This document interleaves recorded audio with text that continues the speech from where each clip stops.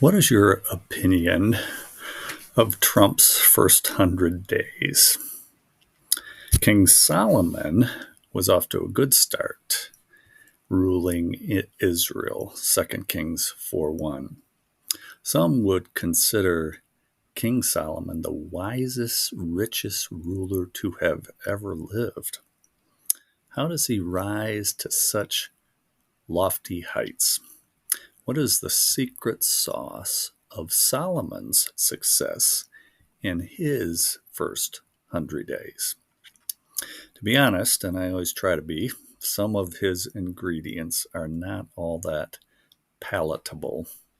Solomon kills his brother and political rival Adonijah.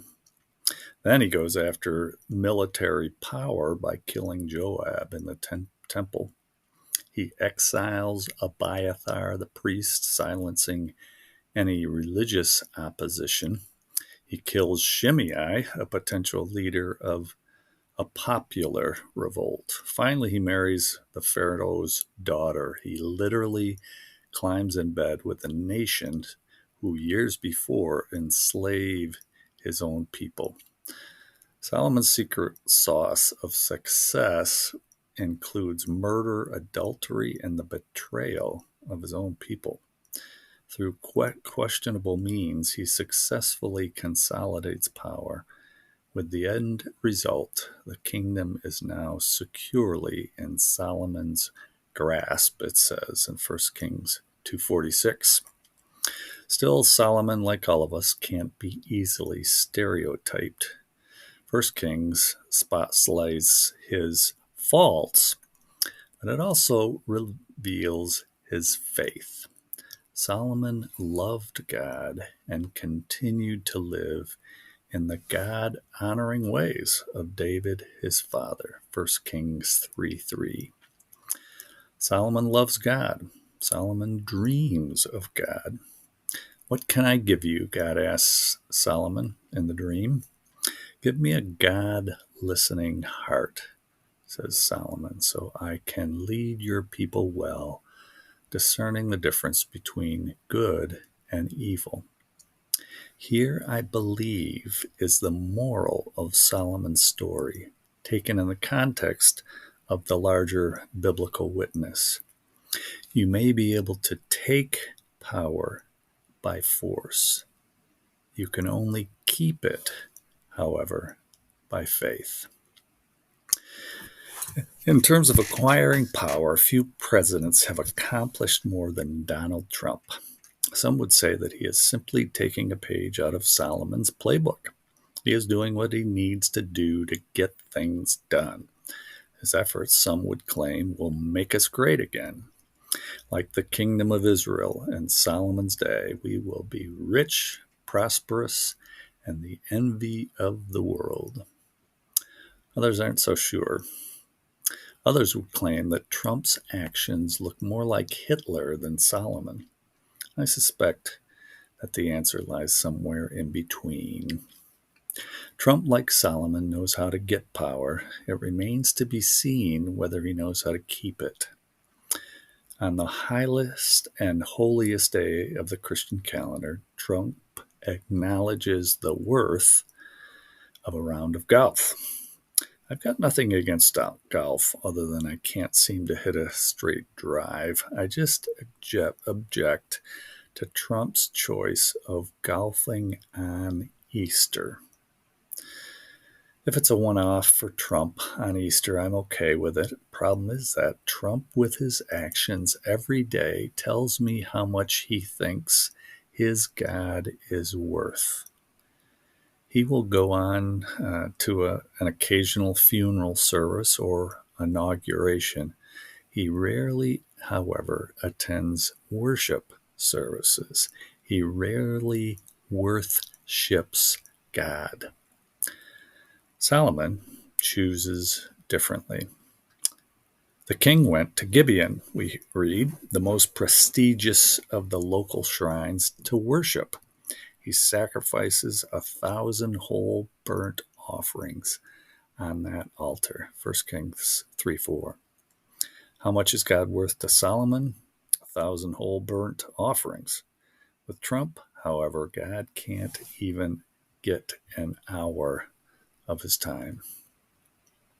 Solomon chooses to listen to God rather than trying to be a god, and God rewards him with a dream. After Solomon worships, God grants him both the wisdom and riches he will need to sustain his rule. Solomon worships. Solomon also chronicles. Sustained leadership must be data driven.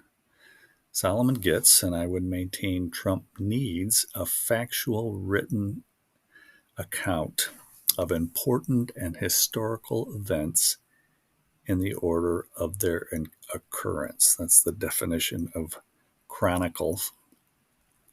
Trump may not have time to gather such data himself. However, he could do what Solomon does. Solomon's cabinet of 9 that we read about in our chapter includes a recorder. The literal meaning of the term is a remembrancer. The recorder brings all weighty matters under the notice of the king, such as complaints, petitions, and wishes of subjects or foreigners. He also draws up papers for the king's guidance and prepares drafts of the royal will for scribes. Most significantly, the recorder is a historian. Wikipedia. Solomon oversees a prolonged and united kingdom because he knows God's worth and God's story. He gets it from Jehoshaphat, son of Ahilud. Jehoshaphat is his historian.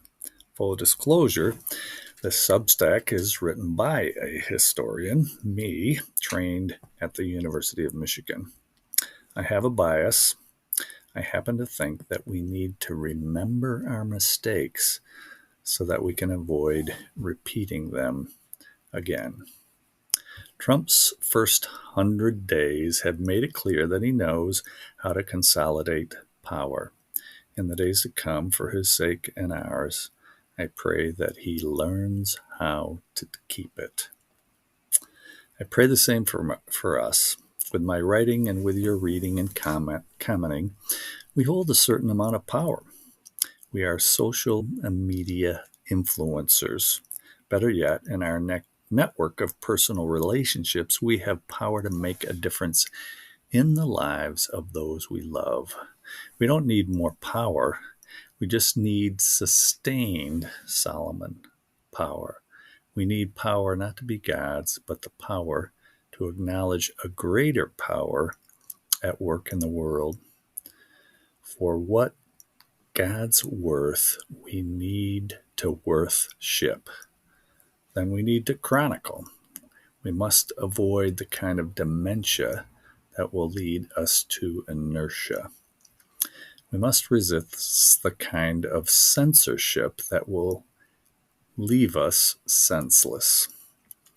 We may not be able to make a difference in the whole country over the next 100 years. We might, however, be able to make a difference in just one person's life today. Let's do it.